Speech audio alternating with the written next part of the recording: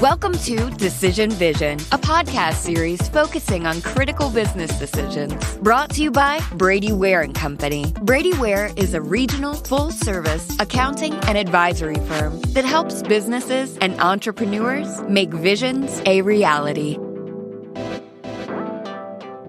Welcome to Decision Vision, a podcast giving you, the listener, clear vision to make great decisions. In each episode, we discuss the process of decision-making on a different topic from the business owner's or executive's perspective. We aren't necessarily telling you what to do, but we can put you in a position to make an informed decision on your own and understand when you might need help along the way. My name is Mike Blake, and I'm your host for today's program. I'm the managing partner of the Strategic Valuation and Advisory Services practice for Brady Ware Company, a full-service accounting firm based in Dayton, Ohio, with offices in Dayton, Columbus, Ohio, Richmond, Indiana, and Alpharetta, Georgia. The SVAS practice specializes in providing fact-based strategic and risk management advice to clients that are buying, selling, or growing the value of companies and intellectual property. Brady Ware is sponsoring this podcast, which is being recorded in Atlanta per social distancing protocols. If you would like to engage with me on social media with my chart of the day and other content, I'm on LinkedIn as myself and at Unblakeable on Facebook, Twitter, Clubhouse, and Instagram. I also recently launched a new LinkedIn group called A Group That Doesn't Suck, or Unblakeable's Group That Doesn't Suck. So please join that if you'd like to engage. If you like this podcast, please subscribe on your favorite podcast aggregator, and please consider leaving a review of the podcast as well. Today is going to be a different kind of show.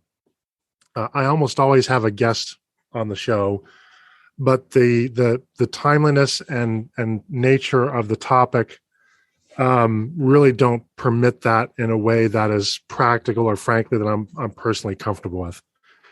And that is, should I stop doing business with Russia and Belarus? All of you know that war has broken out between Ukraine and Russia roughly or almost exactly a week ago. Maybe it is exactly a week ago, starting with the invasion of Russian military forces into Ukraine and the subsequent bombardment and siege of several major population centers and military installations.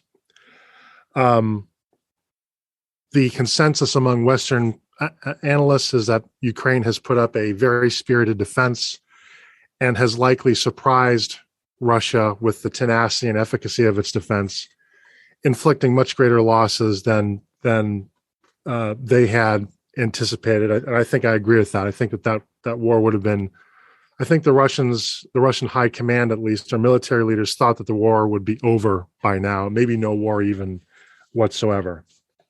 But I'm not a military strategist. I'm not even very good at risks, so I'm not qualified to discuss that. But I am qualified to discuss this general topic because we do now have a choice. And of course, unprecedented economic and political sanctions have been levied on Russia and its partner in this, the Republic of Belarus, which is a republic that is wedged in between the western frontier of Russia and the eastern border of Poland. And those sanctions are ongoing, and they may yet be tightening. There may be more things that are to come. And it does pose a challenge for American businesses, and forget for the moment about the political ramifications. Well, you can't forget about them, can you? Because this is the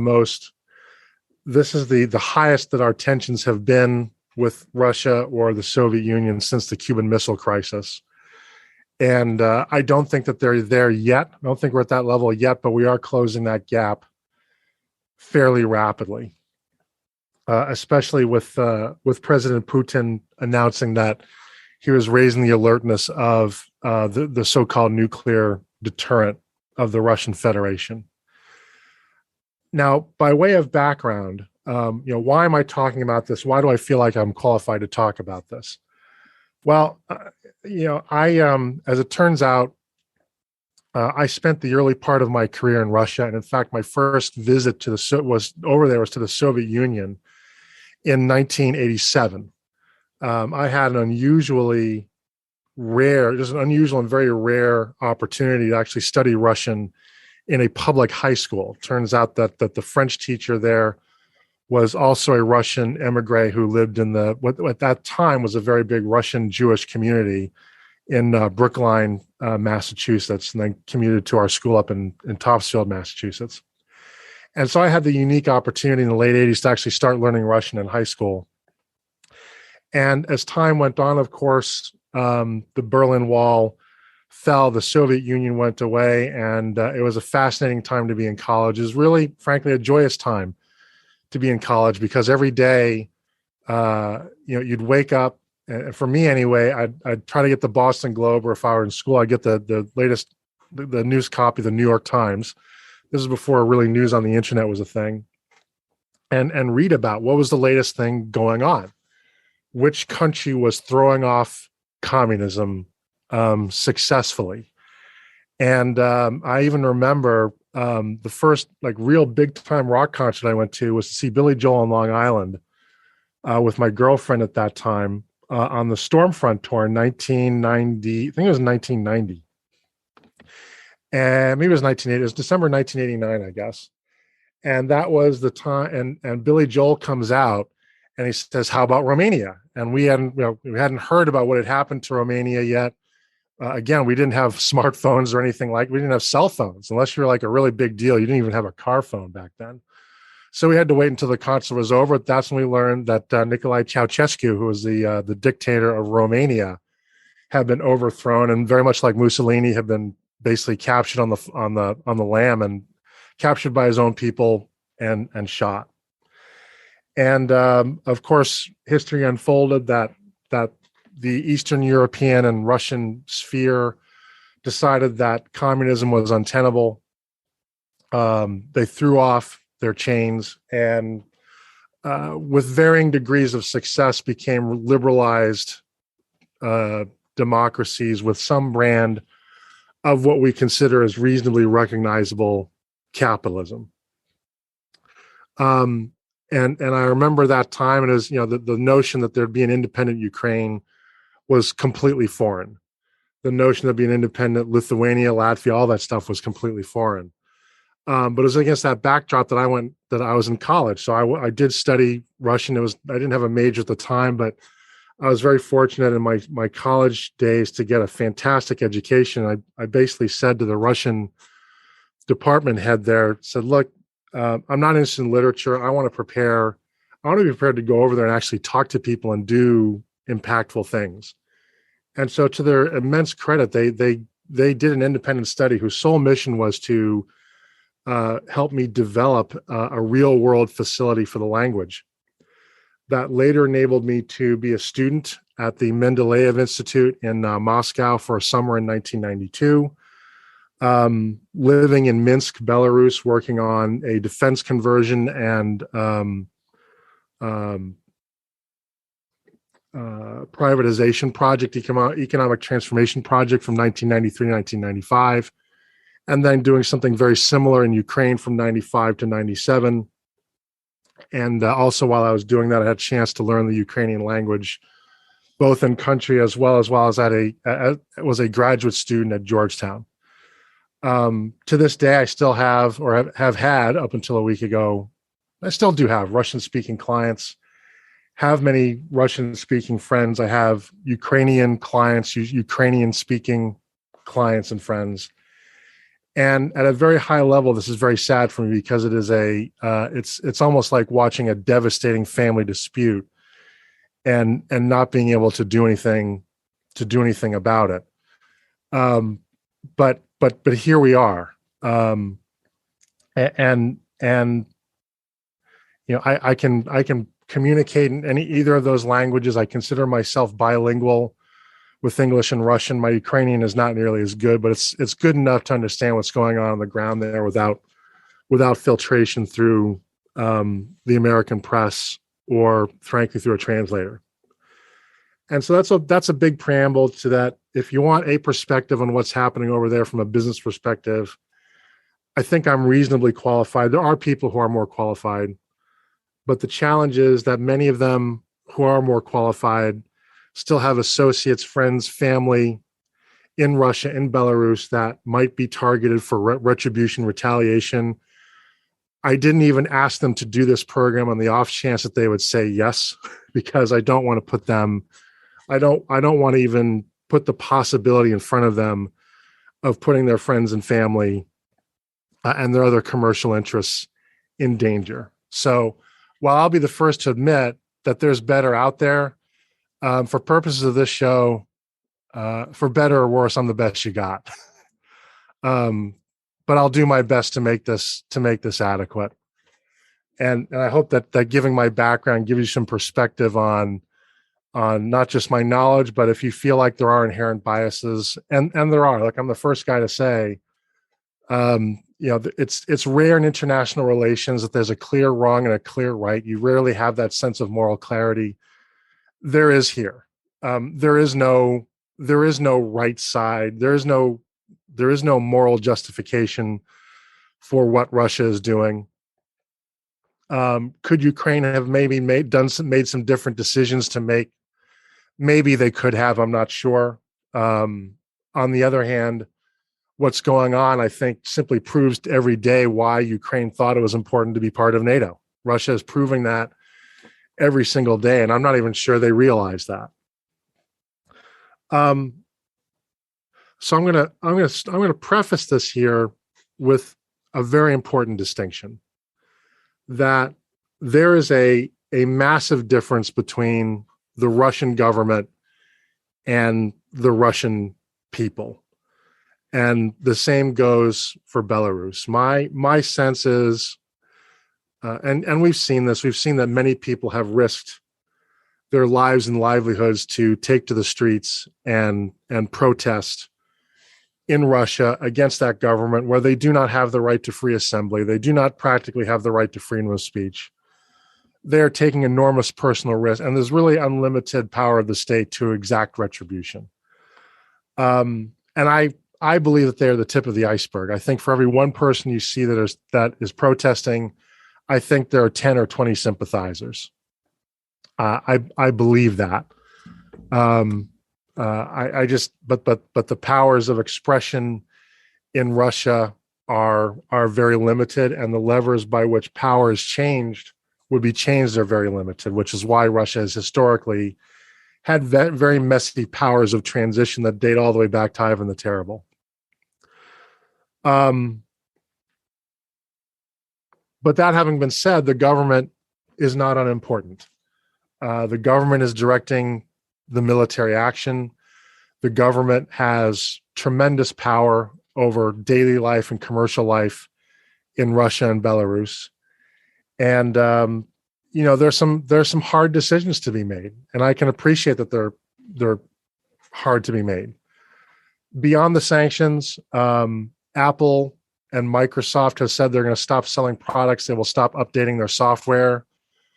That's something I wish they had done at the very start. I wish that had been an economic sanction, but they're late to the party, but they're at the party. And I think that is an underrated, that's an underrated sanction.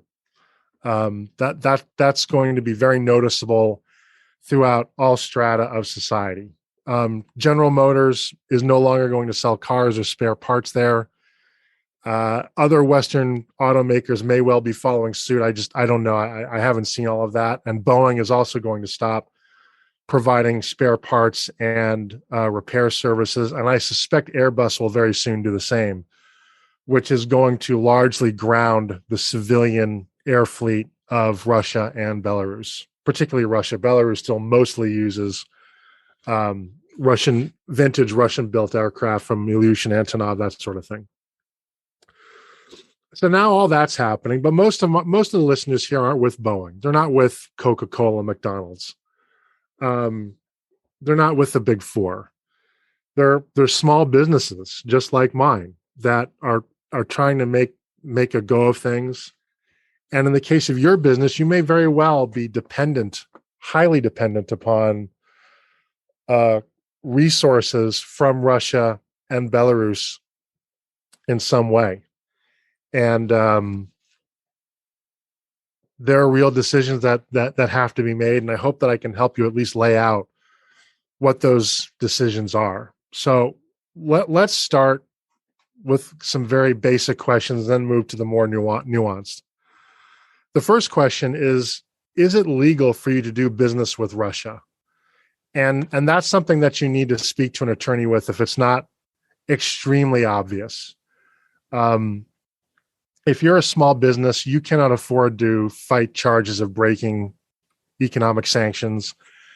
And frankly, there's so much ill will towards Russia at this point nationwide. Maybe it's one of the few things our country's unified on right now. That you don't even want your company to be perceived as trying to break those sanctions. So that's number one. Can you even legally do it? If you can't, there's really nothing else to discuss. You can stop listening to the podcast, go off and do something else, and make contingency plans if you haven't already. The second is your business with Russia existential? And that starts to get difficult. There are some materials that are very hard to get from any place other than Russia, such as palladium and platinum, which are rare earth elements that are very important in electronics, automobiles, because they're at the heart of catalytic converters, and other delicate but widely used devices in our society. There are other sources of them. Canada has some, South Africa has some, there are other sources, but Russia's been a big source of them. It helps when you're the largest country in the world by landmass and you occupy 13 time zones. You're gonna have some rare earth metals. Many companies have been looking to Russia and Belarus for software engineering for years and have received great results in doing so. Can you switch? Can you easily switch? And I wouldn't necessarily switch to Ukraine right now because I don't know if they're going to have power. I don't know if they're going to have internet. If you want to support Ukraine, I don't think that doing business with them is the way to do it. There are a number of charities out there that are supporting Ukraine in various forms, not the least of which is the Red Cross. That would be a way to go. I don't know that I would necessarily counsel doing it as a show of solidarity. There are more efficient ways to do that. But the question you have to ask is it existential? And then, if it isn't, if there are alternatives available, you probably want to take a hard look at them for the reasons that I discussed earlier. And also because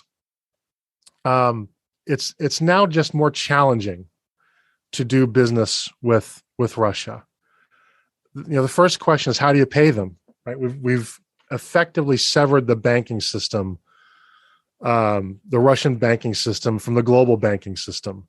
So even if somebody in Russia wants to do work for you, how are you going to pay them? Right? It may consist of you taking a flight to Helsinki, a car to the Russian border, and meeting somebody there to hand a bag of cash to. I've seen that. I saw that done in the early days post-Soviet Union when I was in Belarus in particular, because the banking system was neither sophisticated nor trustworthy. It was not unusual. It was unusual, but it was not unheard of to encounter people or see people that were traveling with tens of thousands of dollars in a bag so that they could settle payments between Belarus or Russia and a Western country.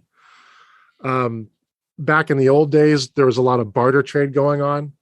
Pepsi beat Coke to the Russia market because they figured out a way to basically trade Pepsi for vodka, and I think maybe Matryoshka dolls. I don't recall exactly, but that's how they were able to convert their product into business into cash there.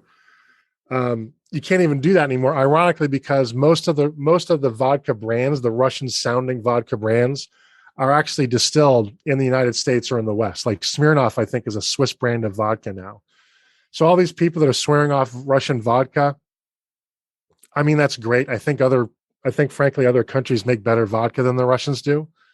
But it probably actually is not making any difference one way or the other in terms of the Russian economy, because most of that's probably never hitting the Russian economy unless it's like a royalty fee or something.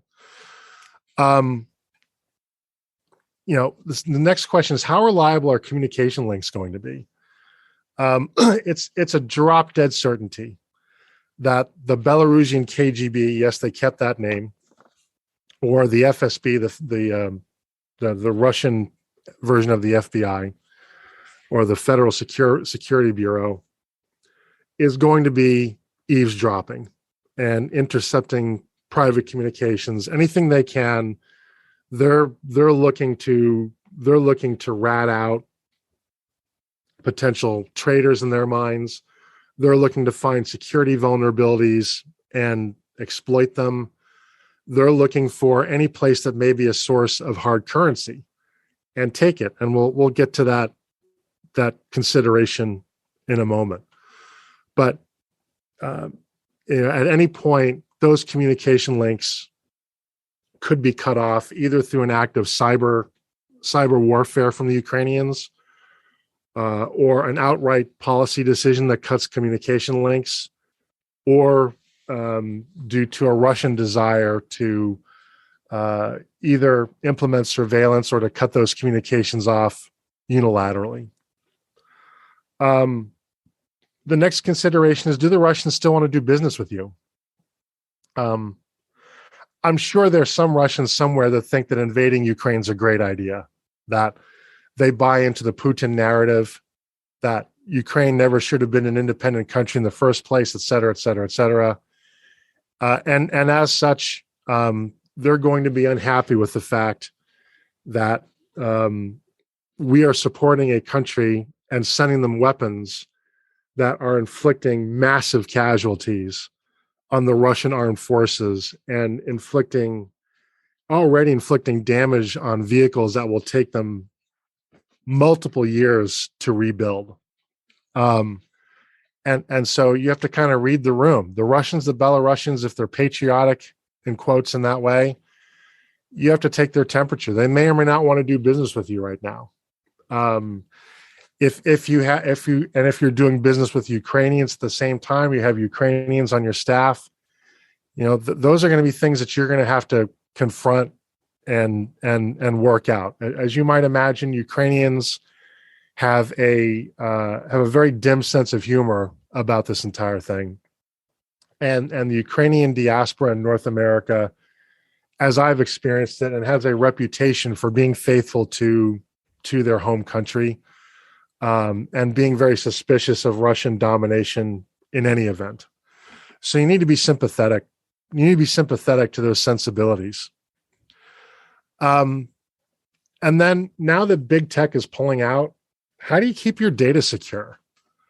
The weekly updates that prevent or plug vulnerabilities and firewalls and so forth, those are going away. And any vulnerabilities that are found will start to be exploited. And they may be exploited by Ukrainian cyber attackers. They may be exploited by other cyber criminals.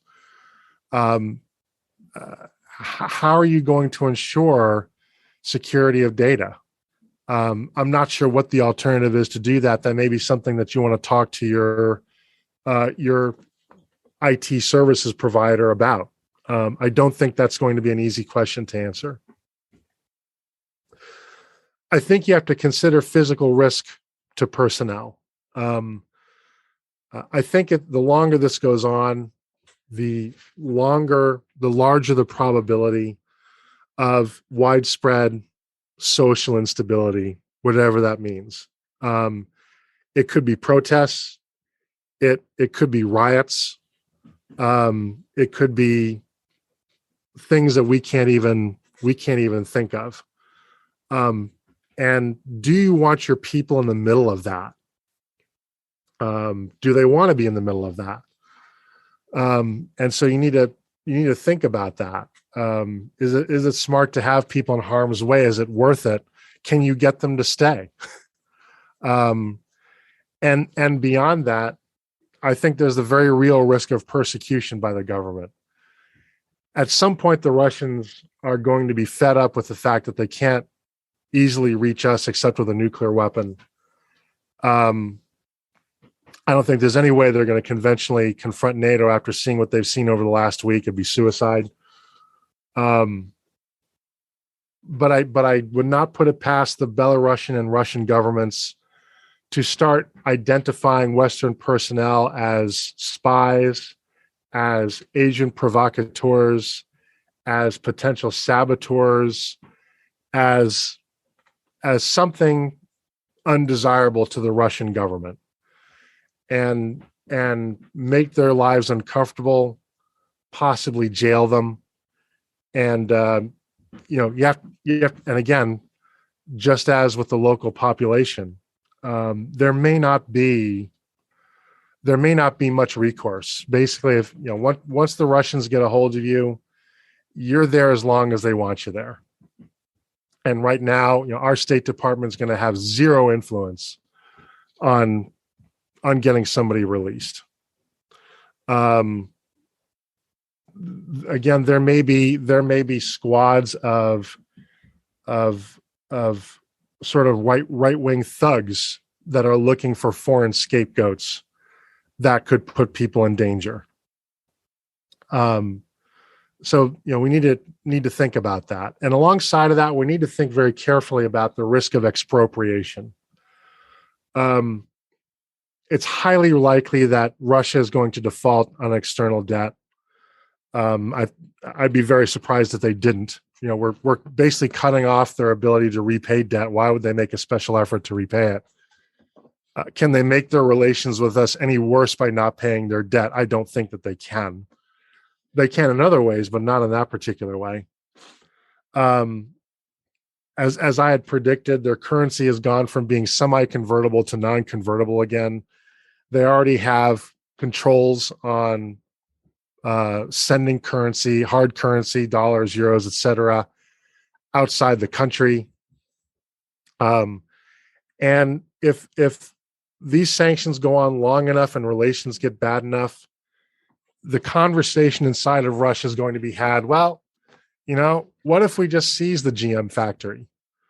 What if we just seize the McDonald's and hand it off to one of the oligarchs to run, or the Coca-Cola plant, or Boeing repair facilities, whatever it is that's over there? What if we just seize it? What if we just seize real estate? What is a Western company going to do? And the answer is most likely nothing. If that's happening, your personnel are just trying to get out with their lives. That's one of those deals. You have a suitcase packed. Hopefully you have an extraction plan at this point, and off you go. But that's a very real concern. And I think there's barely any recourse at this point that's realistic. To the extent that you've had insurance on your assets or people over there, your insurance may no longer apply. You need to check your riders. I certainly think it'd be hard to renew an insurance policy there. I don't even know, this is just not on the actuarial table. How would you measure, manage, and price risk? So if insurance is important to the business that you're doing there, I think I think that needs to be factored in whether or not it's feasible to continue doing business with Russia and Belarus. And then finally, a very fundamental question, going from the more finesse questions of a more brute force question. Can the Russians actually buy anything at this point? The ruble has collapsed. Stock market prices on the shadow markets are collapsing. It's the ability of the country to generate income is basically limited to oil. And I suspect within another week or so, you're going to see a generalized embargo on Russian oil and gas exports. It's not clear what their capacity is going to be to generate the economic energy whereby the Russians can be a customer. Even if you overcome all of this, how are the Russians going to pay for anything that isn't simply designed to keep themselves alive, and in the case of the Russian government, keep their military going. And so I think that's a very hard conversation or hard assessment that you have to make.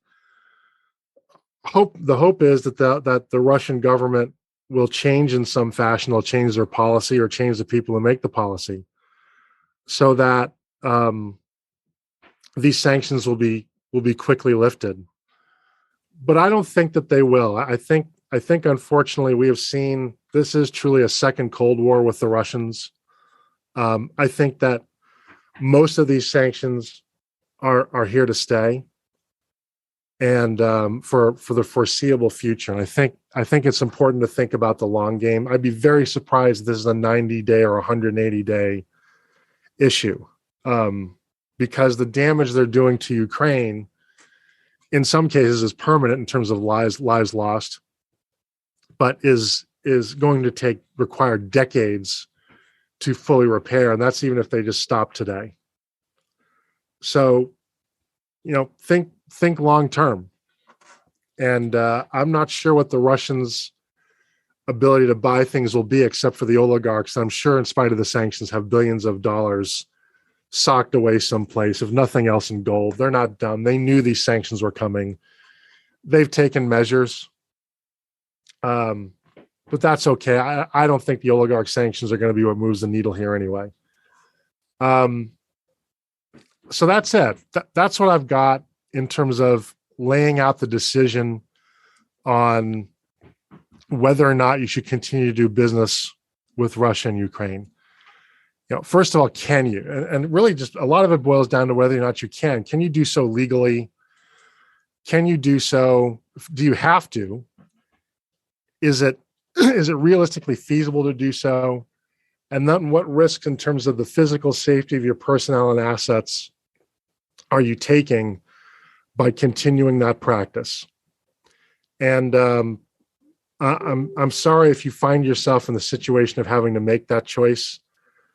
I'm certainly very saddened about the conflict in general, because I see places that contributed to the early part of my life that are at war and are being destroyed in real time in front of my eyes.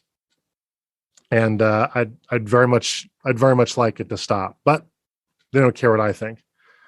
So that's it. And with that, I'm going to wrap it up for today's program. And I'd like to thank you for joining us. We'll be exploring a new topic each week, so please tune in so that when you're faced with your next business decision, you have clear vision when making it. If you enjoy these podcasts, please consider leaving a review with your favorite podcast aggregator. It helps people find us so that we can help them. If you would like to engage with me on social media with my chart of the day and other content, I'm on LinkedIn as myself and at Unblakeable on Facebook, Twitter, Clubhouse, and Instagram. Also, check out my new LinkedIn group called Unblakeable's Group That Doesn't Suck. Once again, this is Mike Blake. Our sponsor is Brady Ware Company, and this has been the Decision Vision Podcast.